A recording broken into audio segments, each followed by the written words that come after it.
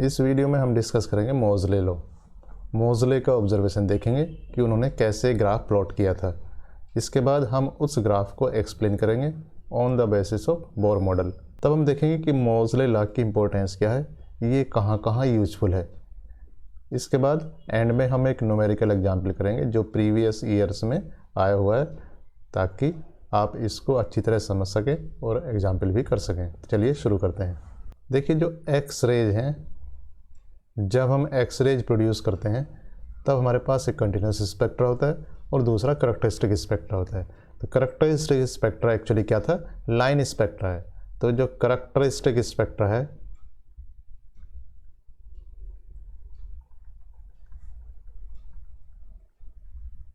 वो एक्चुअली क्या है, वो लाइन स्पेक्ट्रा है। लाइन कैसे, जैसे के अल्फ़ा लाइन, उनके नाम थे के बीटा लाइन या L alpha L beta line, इस तरीके से लाइन स्पेक्ट्रा है।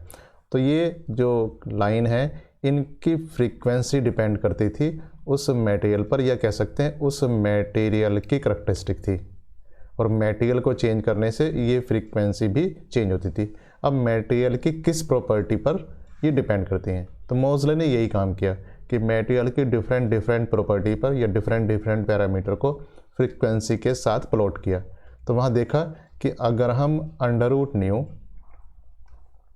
और atomic number of the target material को प्लॉट करें तो हमारे पास जो ग्राफ है वो स्ट्रेट लाइन आ जाता है। बस यही था ये मोज़ले लॉ। तो हमने क्या किया, किसी पर्टिकुलर फ्रीक्वेंसी को लिया, जैसे हमने कहा कि के अल्फ़ा लाइन ली, तो वो डिफरेंट मटेरियल के लिए ली, या कह सकते हैं डिफरेंट टारगेट मटेरियल के लिए। तो टारगेट मटेरियल चेंज किया, उसके हर एक मटेरियल के लिए के अल्फ़ा लाइन ली, उसकी फ्रीक्वेंसी को नोट किया और √μ और जेड का एक ग्राफ बनाया। तो ग्राफ क्या देखा कि ग्राफ आया स्ट्रेट लाइन। दूसरी फ्रीक्वेंसी ली के बीटा, उसके लिए भी ग्राफ कैसा आया, स्ट्रेट लाइन आया। इसका मतलब क्या है कि हम स्ट्रेट लाइन की इक्वेशन लिख सकते हैं y = mx + c। तो ये √μ इक्वल हो जाता है az - b। तो ये यही मोज़ले लॉ है।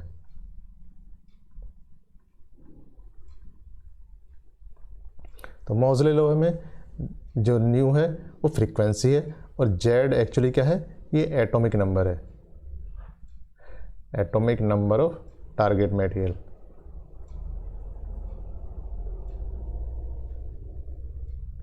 और ए और बी कॉन्स्टेंट्स हैं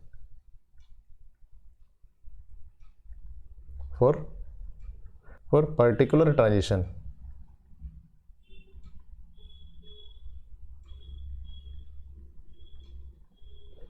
मतलब ये के अल्फ़ा के बीटा के लिए अलग अलग होंगे। तो इस तरीके से ये मोज़ले लॉ हुआ। अब हम क्या करेंगे, इसको एक्सप्लेन करेंगे on the basis of bore atom model. तो बोर एटम मॉडल के हिसाब से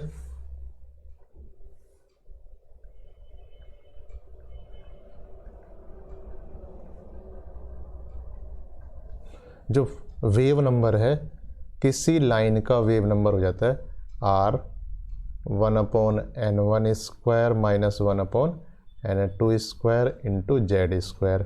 अभी ये ट्रांजिशन क्या है, n2 से n1 में है। और अगर हम कहें फ्रीक्वेंसी, तो फ्रीक्वेंसी हो जाएगी new equal to RC 1/n1² - 1/n2² z²। और ये कितना है, ट्रांजिशन है n2 से n1 में। अब यहाँ हाइड्रोजन के लिए लेंगे तो z = 1 ले लेंगे। तो अगर हम ये हाइड्रोजन लाइक एटम के लिए लेंगे तो वहाँ जो न्यूक्लियस का चार्ज होगा वो इलेक्ट्रॉन उसे रोकेंगे या स्क्रीन करेंगे, बट स्क्रीनिंग परफेक्ट नहीं होगा। तो हम यहाँ z की जगह रिप्लेस कर देंगे z - b से। तो ये रिलेशन हो जाएगा न्यू इक्वल टू कितना हो जाएगा, RC 1/n1² - 1/n2² z - b²। b को हम कह सकते हैं क्या, स्क्रीनिंग कांस्टेंट।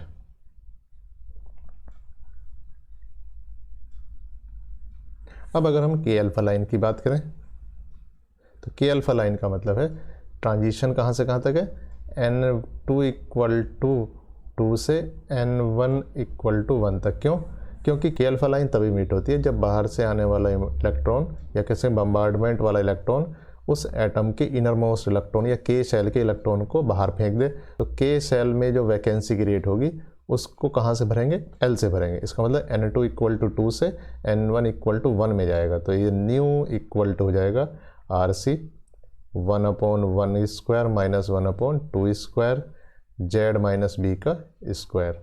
इसे और आगे देखते हैं, तो ये हो जाएगा न्यू इक्वल टू RC 1 माइनस 1/4, या कह सकते हैं 3/4 RC Z माइनस B का स्क्वायर। इसे अंडर रूट ले लें अगर हम, तो ये जाएगा nu equal to under root 3/4 RC Z minus B, या इसे मैं कह सकता हूँ under root nu equal to AZ minus B। और स्क्रीनिंग कांस्टेंट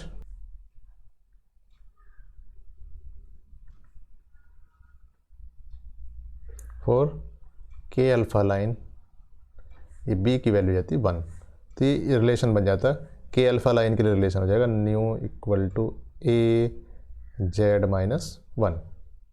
तो इस तरीके से ये रिलेशन आ जाता है फॉर के अल्फा लाइन।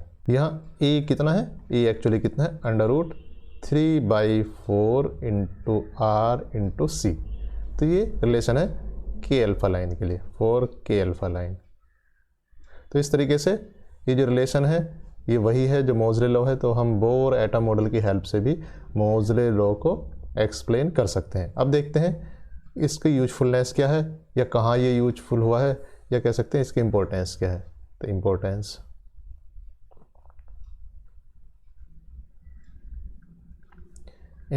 में देखिए, पहली बात तो यही है कि हमने कहा था कि जो करैक्टरिस्टिक स्पेक्ट्रा है वो मटेरियल की करैक्टरिस्टिक पर डिपेंड करता है। अब ये किस करैक्टरिस्टिक पर डिपेंड करता है, ये एटॉमिक नंबर पर डिपेंड करता है।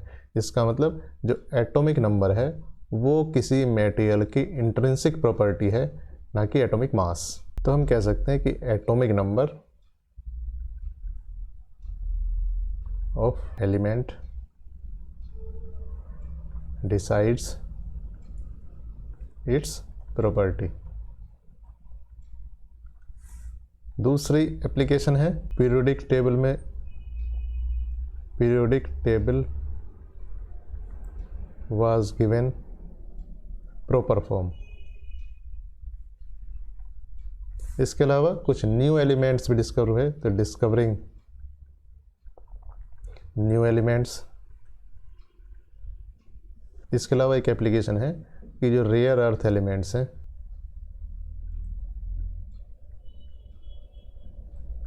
उनकी प्रॉपर प्लेस मिली कहाँ, पीरियोडिक टेबल में। अब हम एक न्यूमेरिकल एग्जाम्पल करते हैं जो बेस्ड है मोज़ले लॉ पर, तो इससे भी और क्लैरिटी आएगी। The wavelength of K alpha line for molybdenum is 0.7078 angstrom. Find the wavelength of K alpha line for copper. The atomic number of molybdenum is 42 and atomic number of copper is 29। तो यहाँ सबसे पहले मोज़ले law लिखते हैं। यह under root nu equal to AZ minus B। B actually screening constant है, तो ये for K alpha line B की वैल्यू होती है 1। तो इसका मतलब लॉ मॉडिफाई हो जाता है nu equal to AZ minus 1। इसे और थोड़ा सिंप्लीफाई करते हैं, तो न्यू इक्वल टू हो जाएगा A स्क्वायर Z माइनस 1 का स्क्वायर। अब यहाँ न्यू नहीं दी हुई है, यहाँ दी हुई है वेवलेंथ। तो इसे फिर से और आगे देखते हैं, तो इसे चेंज कर लेते हैं। तो न्यू इक्वल टू हो जाएगा C upon lambda equal to A square Z minus 1 का स्क्वायर। तो 1 अपॉन लैम्डा इक्वल टू हो जाएगा कितना, A square upon C Z minus 1 का स्क्वायर। इसी रिलेशन को दो अलग अलग केस के लिए लिख लेते हैं, कॉपर के लिए और मोलिब्डेनम के लिए। तो लिखते हैं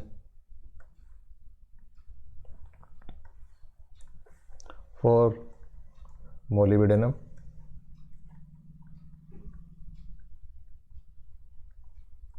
one upon lambda m equal to A square upon C ZM minus 1 का स्क्वायर, और 1 upon lambda C equal to A square upon C Z C minus 1 का स्क्वायर। जो ए और बी कॉन्स्टेंट्स हैं ये डिपेंड करेंगे किस पर, एक पर्टिकुलर लाइन पर, यानी के अल्फ़ा के बीटा के लिए। चूँकि लाइन दोनों के लिए के अल्फ़ा है तो ये सेम ही होगा। तो ये है किसके लिए, ये था फॉर कॉपर। इसको डिवाइड कर देते हैं तो ये हो जाता है लैम्डा सी अपॉन लैम्डा एम, और ये कॉमन वैल्यू ये कट जाएगी तो ये हो जाएगा Z M minus 1 square upon Z C minus 1 का स्क्वायर। या इसे आगे कह सकते हैं हम कि लैम्डा सी की वैल्यू कितनी आ जाएगी, Z M minus 1 upon Z C minus 1 का whole square into lambda M. अब ये वैल्यू इसमें रख देते हैं ऊपर से देखकर। लैम्डा एम है 0.7078 और जो जेड है मोलिब्डेनम के लिए 42 और इसके लिए 29।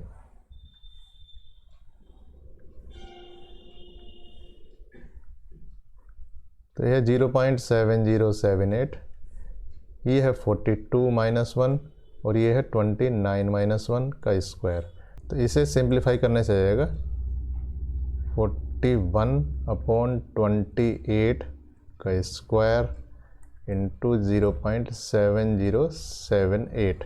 तो इसे कैलकुलेट करने पर ये वैल्यू जाती है 1.518 एंगस्ट्रॉम लैम्डा सी। इसका मतलब के अल्फ़ा लाइन कॉपर के लिए जो वैल्यू जाएगी 1.518 एंगस्ट्रॉम। Thank you.